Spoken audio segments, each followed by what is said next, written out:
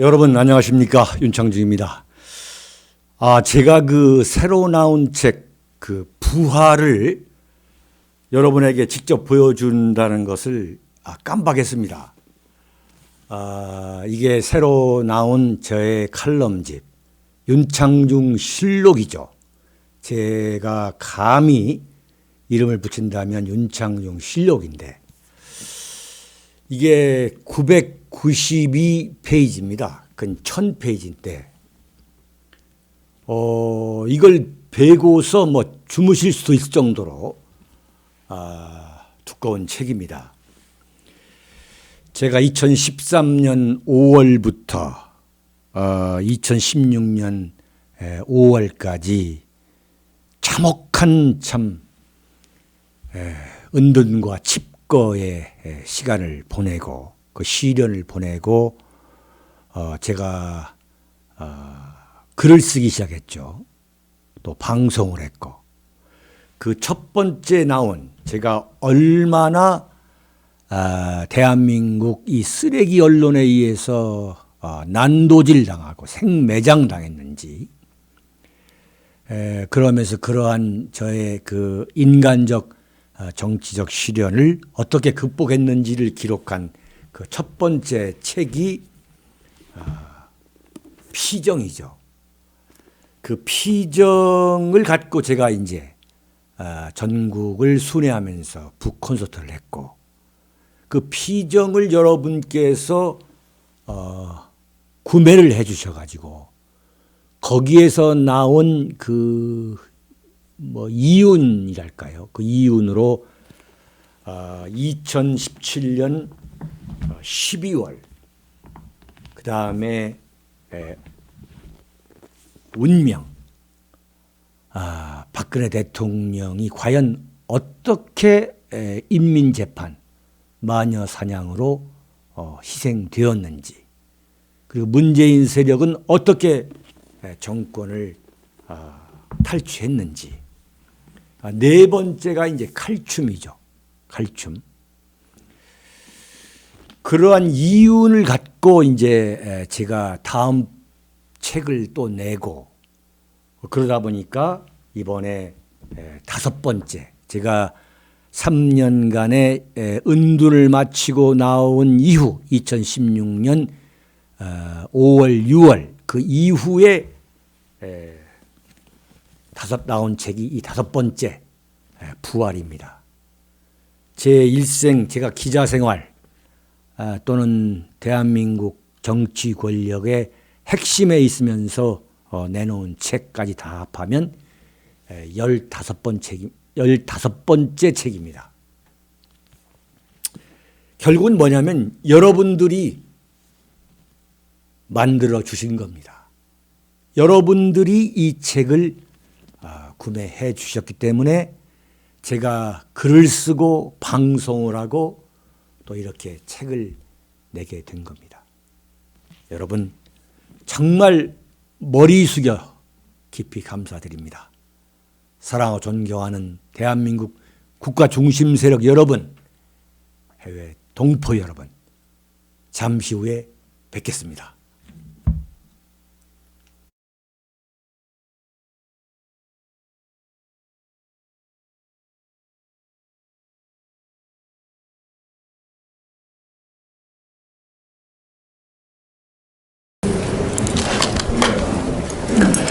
여러분 안녕하십니까, 윤창중입니다.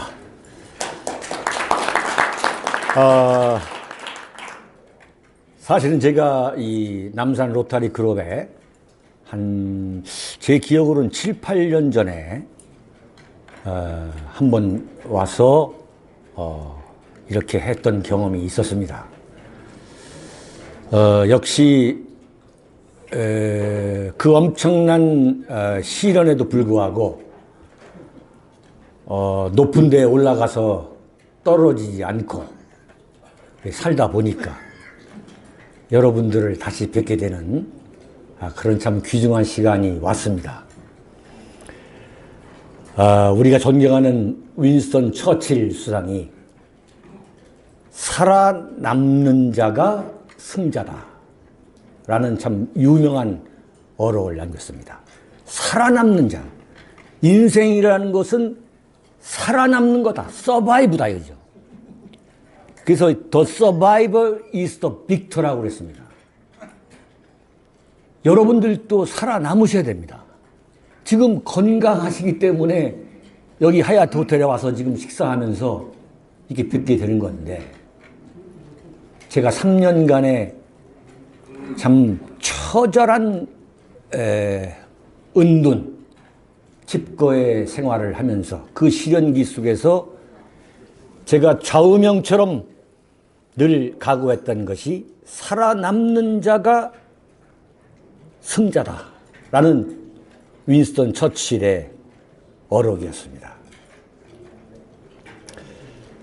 제가 워싱턴 2013년 5월 워싱턴 사건을 말씀을 드린다면, 제가 만약에 빨가벗고 여성 인턴의 엉덩이를 만지면서 성관계를 요구했거나 성폭행을 시도했다면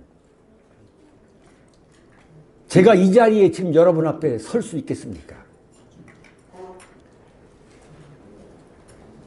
워싱턴 검찰과 경찰이 저를 가만히 뒀겠습니까?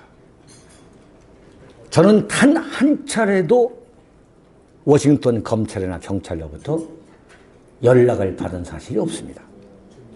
그런데 대한민국 이 쓰레기 언론들은 저를 완전히 난도질하고 생매장을 했습니다.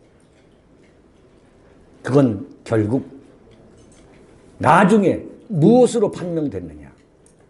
박근혜 대통령에 대한 인민재판, 박근혜 정권 타도의 예고편이었음을 예고했던 것입니다. 워싱턴에서는 밤 10시 이후에는 어디에서도 아주 특별한 음식점이나 술집을 제외하고는 술을 판매하지 않습니다. 그러나 저는 대통령을 모시고 워싱턴에 간 청와대 대변인이 새벽 5시, 6시까지 술을 처먹고 기자실에 들러가서 완전 만신창이가 만취가 돼가지고 떠들어대는 미친놈으로 만드는 것이 대한민국 언론이고, 당시 윤창중의 갑작스런 정치적 부상을 시기했던 정치 음해 세력의 상상력이었던 것입니다. 심지어는 저는 아들만 둘인데도 제가 딸이 있다는 보도가 모든 언론, 대한민국의 모든 언론에 나왔습니다. 저는 딸이 없습니다. 그 딸이 아버지가 성추행 파문을 일으켜가지고 파혼을 했다는 것, 그 뉴스가 하루 종일 나왔습니다. 하루 종일. 이게 대한민국 언론의 현실입니다.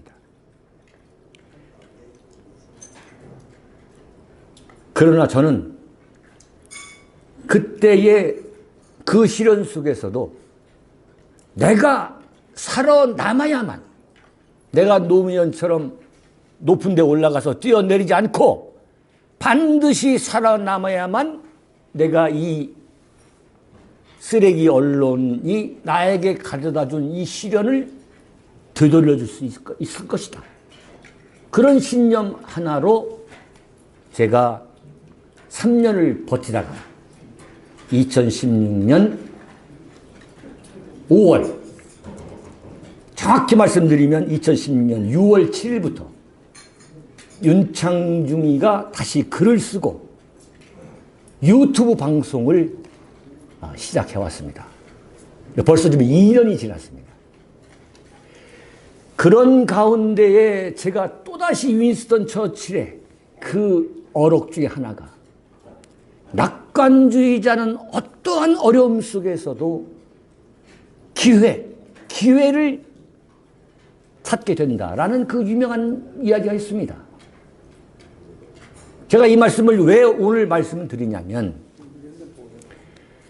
지금 이 자리에 계시는 많은 분들 거의 대부분이 저는 대한민국의 건국과 산업화 그리고 민주화 여기까지 대한민국이 오는 데에 있어서 중추적인 역할을 한 대한민국 국가 중심 세력이라는 그 전제 속에서 제가 말씀을 드리려 하기 때문입니다.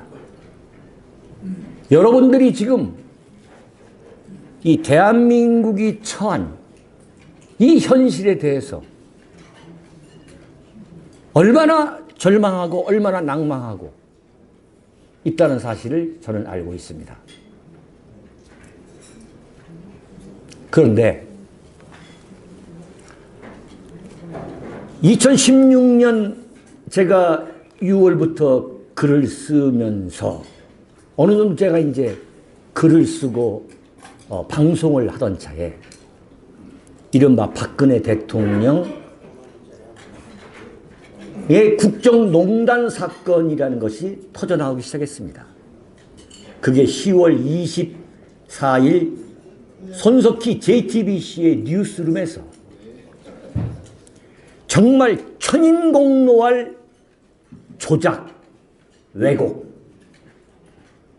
확대 보도, 편파가 본격적으로 시작됐던 겁니다.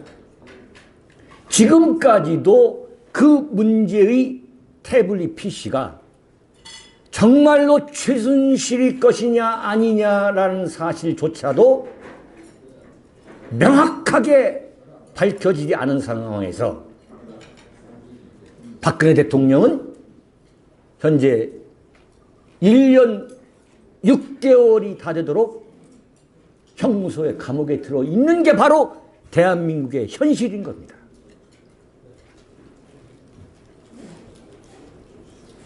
그 태블릿 PC가 과연 최순실의 소유것이 소유자가 최순실이냐, 그리고 최순실이가 그 태블릿 PC를 사용했느냐가 정확하게 규명되지 않은 상태에서 대한민국이 완전히 뒤집어져 가지고 문재인이라는 그런 사람이 지금 대통령 자리에 앉아 있는 게 대한민국입니다. 지금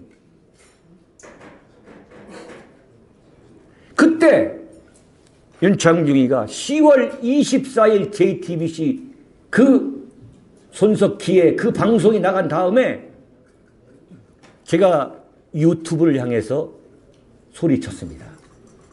박근혜를 지키지 못하면 대한민국을 지킬 수 없다. 내가 박근혜 대통령에 대해서 정말 뼈저린 아쉬움과 서운함이 있음에도 불구하고 윤창중의 결백에 대해서 분명히 밝혔다면은 제가 그런 불명예스러운 퇴장을 하지 않았을 것이다. 그러나 그러한 뼛속 깊은 제 나름대로의 서운함에도 불구하고 저는 그때 판단을 했습니다. 박근혜 대통령을 지키지 못하면 대한민국을 지킬 수 없다. 대한민국의 자유민주주의와 시장 경제를 지킬 수 없다. 왜? 문재인 세력이 집권하기 때문에 그것은 불을 부독반한 것이다. 따라서 박근혜 대통령이 정치적으로 어떤 결함이나 무능력이나 불통 같은 단점이나 흠결이 있다 하더라도 박근혜 대통령, 박근혜 이 정권을 지켜야만 대한민국을 지킬 수 있다라고 저는 외쳤고, 거기에 호응했던 수많은 보수 우파 시민들이 거리와 광장으로 나오기 시작해서 이른바 태극기 보수 우파 세력이 태동하게 된 것입니다. 자, 그런 게 너무나 이 앞으로 30분 동안 이 짧은 시간 동안에 압축적으로 말씀을 드려야 하기 때문에, 그럼에도 불구하고 이러한 배경을 제가 말씀드려야만 이 수미일관하게 말씀을 드릴 수 있을 것 같은데 말이죠. 자, 여러분들이 지금 과연 우리가 2016년 10월 24일 박근혜 대통령이 엄청난 정치적 시련에 들어가겠구나 하고 생각했을 때 지금 보수 우파 논객 또는 보수 우파 지식인이라고 주장하는 사람 중에 제가 제 얘기를 말씀드린 게 아닙니다. 딱 한 명, 윤창중을 제외하고는 모든 보수 우파 논객들이 뭐라고 얘기했냐. 박근혜 대통령은 하야하거나 탄핵해야 한다고 했습니다. 그게 그 당시에 현실이었습니다. 그런데 그때 보수 우파가 저는 크게 잘못 생각한 거다. 제가 오늘 이 자리에서 그것을 말씀드리려고 하는 게 아니라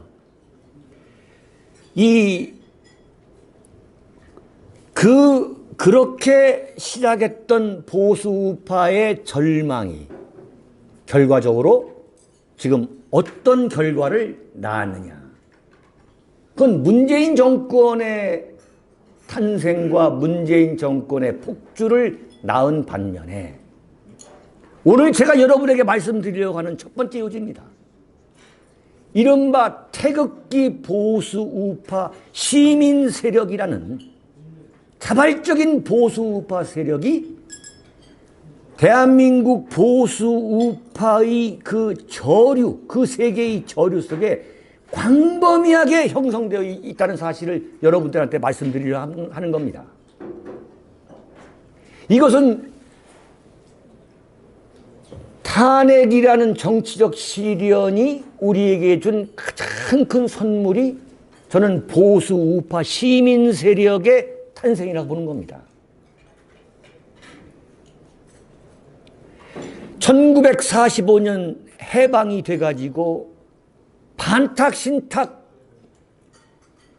운동할 때에 광화문 또는 거리에 나왔던 그때 대한민국의 소위 말하는 반공 세력, 보수 우파 세력이 권리한 이후에 단 한 번도 보수 우파 시민들이 자발적으로 태극기를 들고 광장과 거리에 나와서 자유민주주의 체제, 시장 경제 원칙을 지켜야 한다라고 함성을 질렀던 경험이 전무했던 거죠. 그런 2016년, 2017년 그 엄청난 사태 속에서 소위 말하는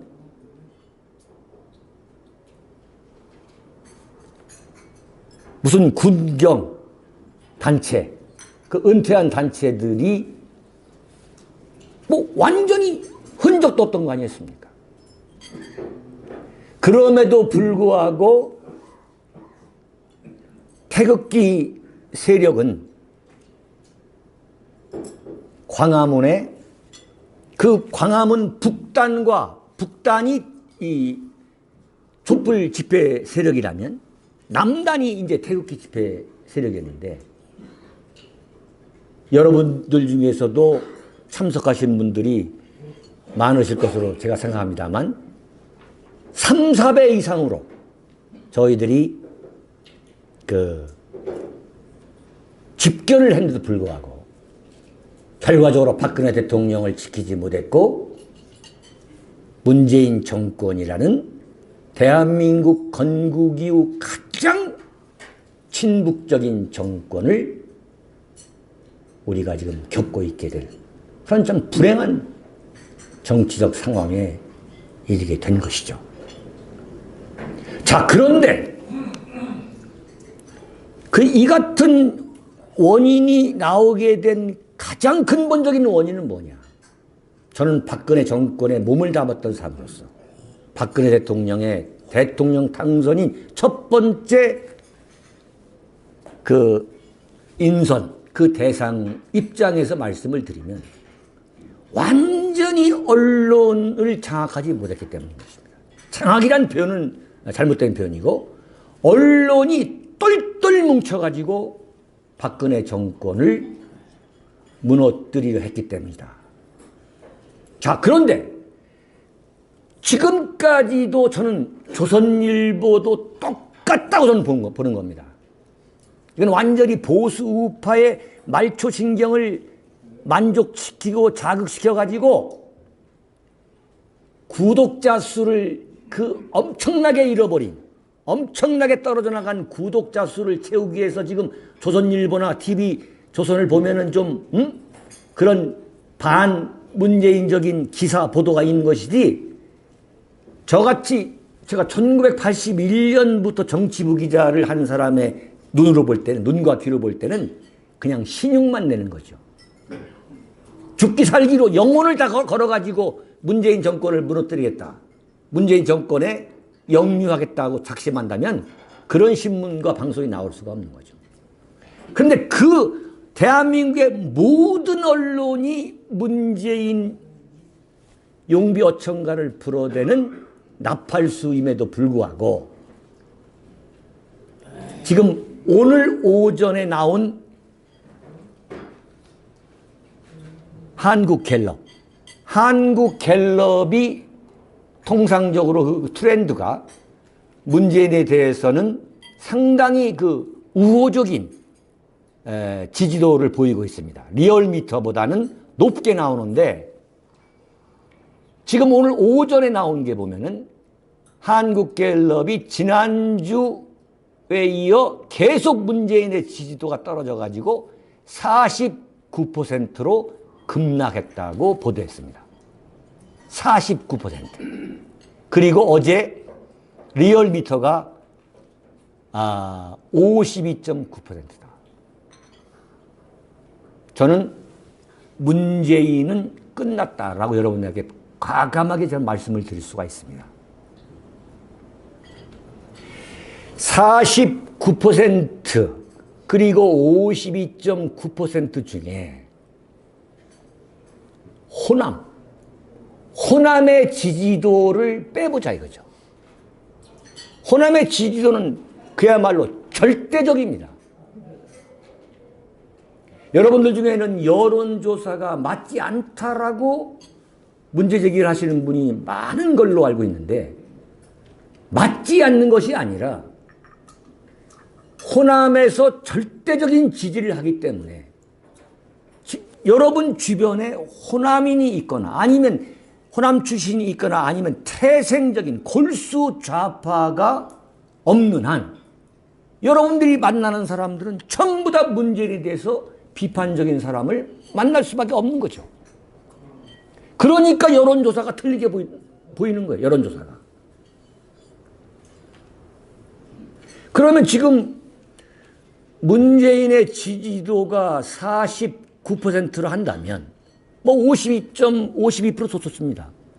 여기서 호남이 지지한 걸 뺀다면 얼마쯤 될까요? 제가 볼 때는 20대 후반에서 30%대라고 저는 봅니다. 그렇다면 뭐냐면은 문재인이가 불과 1년 전 작년 5월 9일에 얻은 41%, 42%보다 저는 떨어졌다고 보는 거예요. 떨어졌다고. 이게 제가 지금 저의 시국관입니다. 올 것이 오고야 마는 거예요, 지금. 올 것이 오고야 만 거죠. 엄청난 이 예능 정치, 콘텐츠 없는 그 예능 정치의 말로가 본격적으로 지금 드러나고 있다. 전개되고 있다. 이렇게 보시면 저는 된다고 봅니다. 그래서 제가 여러분한테 윈스턴 처칠의 그 어록을 제가 말씀드린 겁니다. 절대 저는 이거 지금을 절망적으로 보지 않고 있습니다. 만약 지난번에 홍준표가 출마를 해가지고 무려 24%를 얻었습니다. 안철수, 유승민이가 출마했는데도 불구하고 24%를 얻었다. 이게 어떻게 해서 가능했다 보는 거예요. 여러분들이 태극기, 이 소위 말하는 행동하는 보수, 아스팔트 보수에 대해서 어떤 평가를 하시고 계신지는 모르겠습니다만, 지금 이 순간부터는 굉장히 긍정적으로 생각을 해야만 앞으로 대한민국 이 정치의 전개 과정을 제대로 팔로우할 수 있다라고 제가 감히 말씀을 드리는 겁니다. 어떻게 24%가 될 수 있었느냐? 홍준표의 개인기? 노래 부르고 뭐 했어? 그것도 물론 영향을 미치지 않은 것은 아니겠습니다만, 저는 제가 볼 때는 뭐냐? 대한민국의 보수 우파라는 것이 그렇게 간단한 세력이 아닙니다. 그렇게 간단하게 무너지는 게 아니다.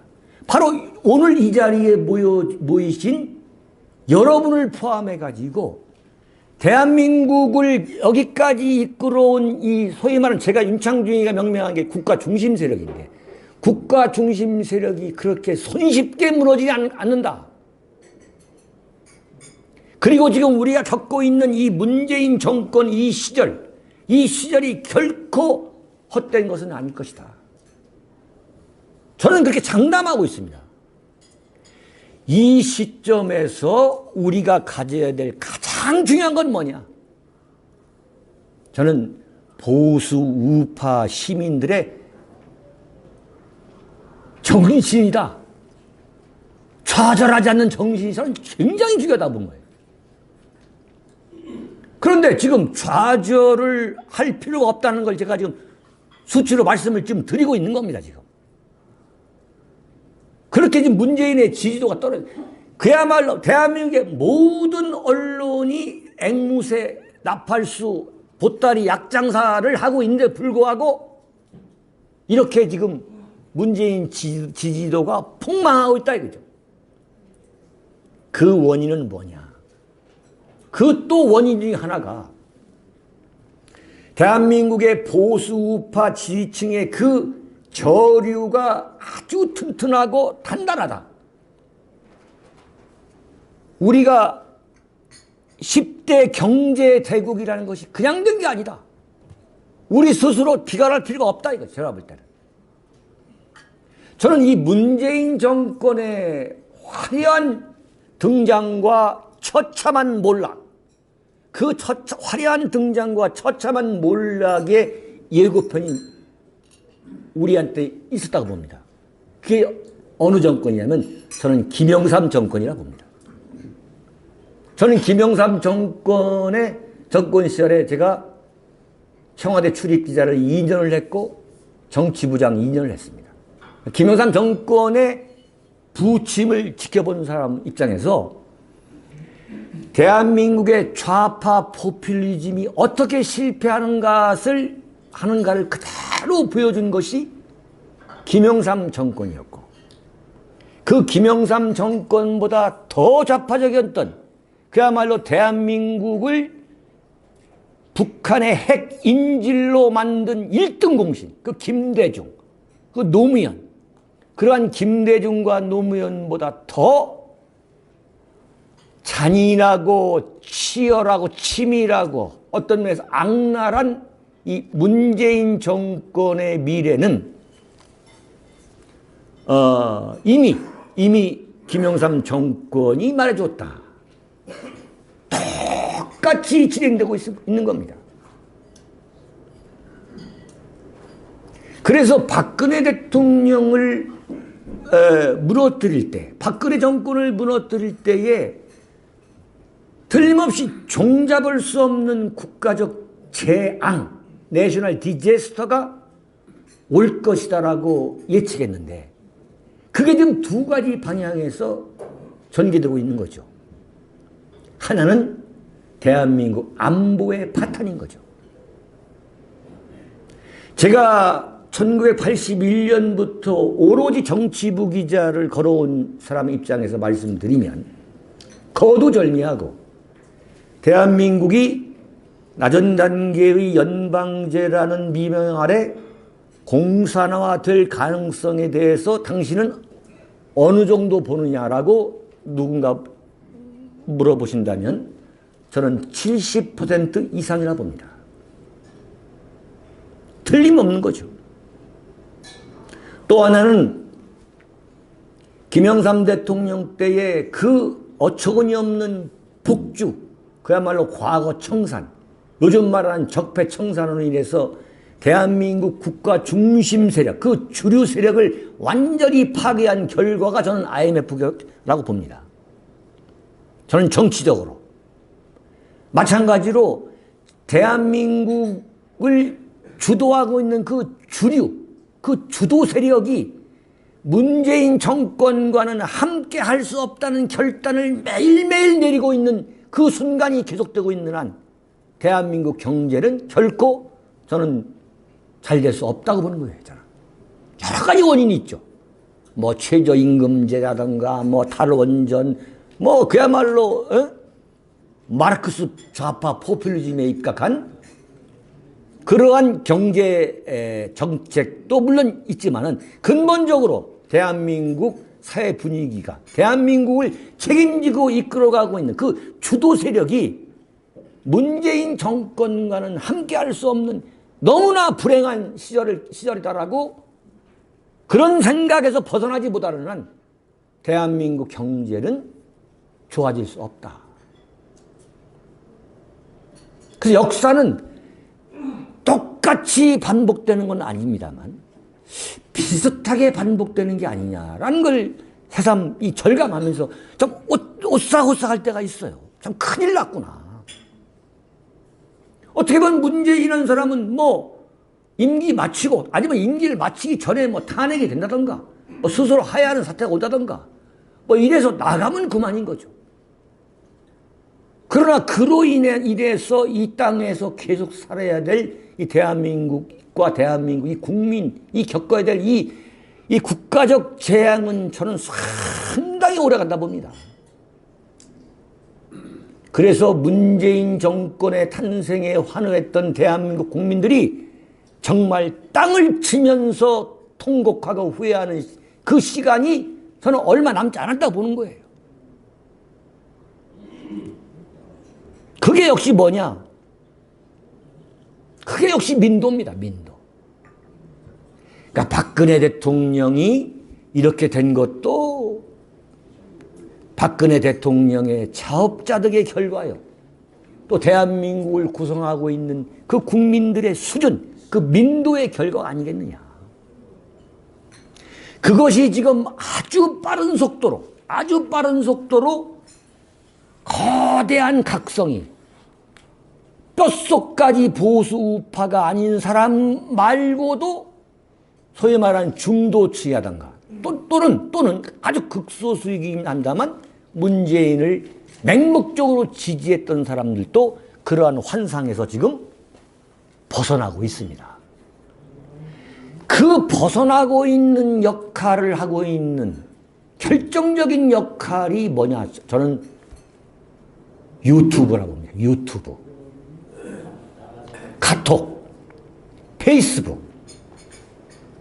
이 SNS가 없었다면은 과연 대한민국 언론이 그렇게 똘똘 뭉쳐가지고 문재인을 지지하는데 불구하고 어떻게 이런 결과가 나오냐. 어떻게 이런 결과가. 그래서 저는 우리 이해찬이가 하는 얘기가 앞으로 뭐 좌파 정권 20년, 30년 간다? 저는 그건 정말로 저는 터무니없는 허장성사라고 봅니다.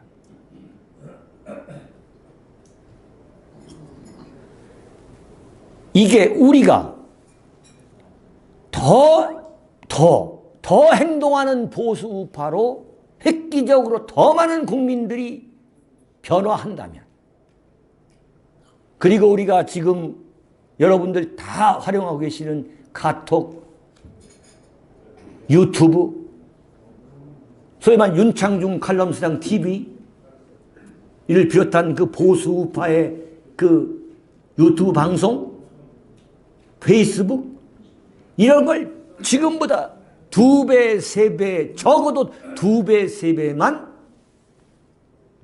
열심히 해 주신다면 문재인 지지도는 한 달, 2달 안에 20% 미만으로 떨어질 수 있다. 문재인을 내려앉히고 저 썩어빠진 자유한국당을 각성시키고 이 나라 정치를 바꿀 수 있는 유일한 길은 저는 여론이라고 해요. 여론. 그 여론을 어떻게 우리가 만드느냐.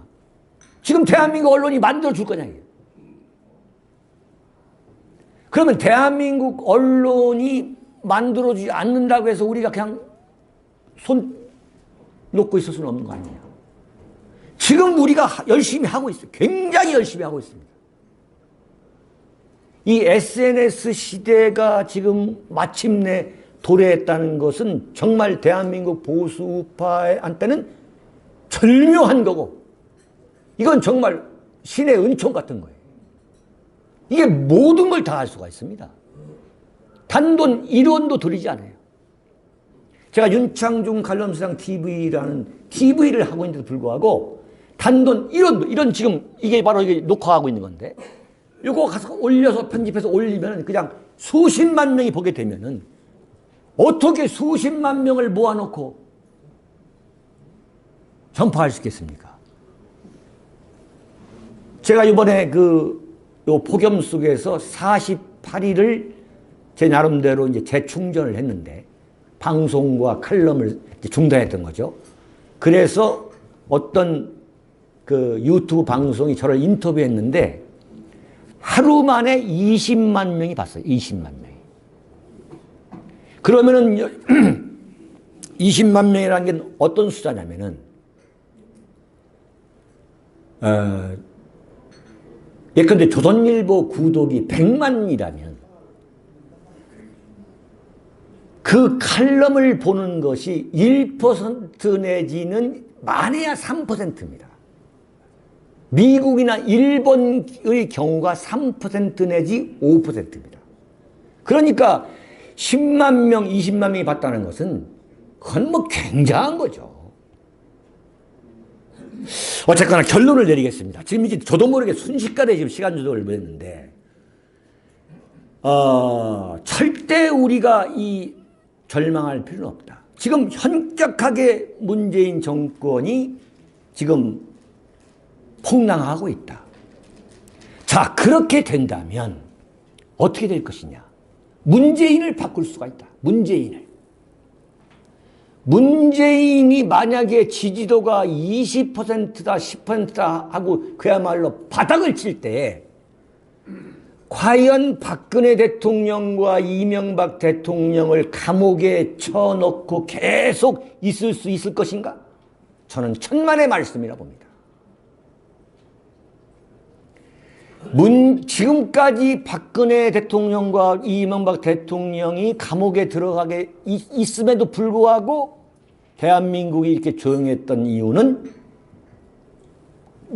그럼에도 불구하고 문재인 대통령의 지지도가 높았기 때문인 겁니다. 근데 이게 지금 본격적으로 추락하고 있는 이게 과연 이번 남북 정상회담을 추석 전에 하는 것도 아주 절묘한 거죠. 그 여론을 이제 선도하겠다는 거죠. 저는 이게 큰 영향을 미치지 못할 거라 봅니다. 잠시 그것을 이제 추락을 막는 효과는 줄 수 있지만 절대 그것을 문재인의 그 급강화, 지지도 급강화를 막을 수 없다. 그거는 뭐냐? 안보. 김정일이가 절대 핵을 포기하지 않을 것이다. 대한민국 국민이 4.27 남북 판문점 정상회담과 6월 12일 싱가포르 그 미북 정상회담에 의해서 완전히 사기당했구나라는 것을 뼈저리게 느끼게 될 것이고 가면 갈수록 그리고 경제가 문재인 정권에 의해서 제2의 IMF 사태까지 갈 수 있는 정말 큰일 나라 대한민국이 완전히 망하겠구나 하는 그러한 분위기로 갈 수밖에 없기 때문에 문재인은 제가 여러분에게 결론적으로 말씀드리면 가장 역대 대통령 중에서 가장 불행한 대통령으로 임기를 마칠 것이다. 저는 그렇게 아주 단언합니다. 그런 반면에 박근혜 대통령이 현재 1년 6개월 그리고 앞으로 25년을 형무소에 살아야 되지만 박근혜의 제2의 전성시대가 저는 올 것이다. 여러분들이 저는 미친놈이구만 이 생각할지 모르겠습니다만 여러분들이 윤창중이의 내공이 간단치가 않구나. 간단치가 않은 그런 걸 느낄 겁니다. 그게 뭐냐면 박근혜 대통령이 지금 문재인에 의해서 당하고 있는 그 시련에 대한 그 분노는 과거 호남 사람이나 진보 또는 좌파 이런 세력들이 김대중 씨가 군사 정권에 의해서 당했던 그러한 것에 대한 분노나 그 억울함 또 그 분노하고 억울해하는 숫자 그 분노의 그 열정과는 비교가 되지 않습니다. 그래서 앞으로 과연 이 문재인이가 어떻게 추락을 할 것인가 어떻게 비참한 말로에 갈 것인가 그리고 박근혜 대통령이 어떻게 다시 부활할 것인가 그리고 보수 우파가 의외로 빨리 2020년 총선 그리고 2022년 대선에서 의외로 예상 밖으로 빨리 재기하고 부활할 것인가 그런 것을 우리가 눈여겨봐야 할 것으로 보입니다. 참고로 제가 어제 이 제목도 부활이라는 이런 책을 제가 어제 내놨습니다. 이게 한 1000페이지 되는 건데 제가 세상에 나와가지고 지금 이런 책을 5권을 내놨습니다. 2년 동안에. 여러분들도 여러분들이 뭐 한 권씩 사주시면은 저한테는 제가 운영하는 데 큰 도움이 됩니다. 결국 이게 뭐 무슨 책 장사로 끝나는 것 같은데. 하여튼 30분 동안 제가 이 제 나름 생각하는 것에 각히 참 빙산의 일각을 말씀드렸고 다음 일주일 후에 그러면 어떻게 보수파가 구체적으로 어떻게 해야만 2020년 총선 그리고 2022년 대선에서 정권을 재창출할 수 있을 것인가에 대한 구체적인 제 보관을 말씀드리도록 하겠습니다. 여러분 대단히 감사합니다. 감사합니다. 오늘부터 하신 말씀은 다음 주에 이어서 듣도록 하겠습니다. 이어서 사찰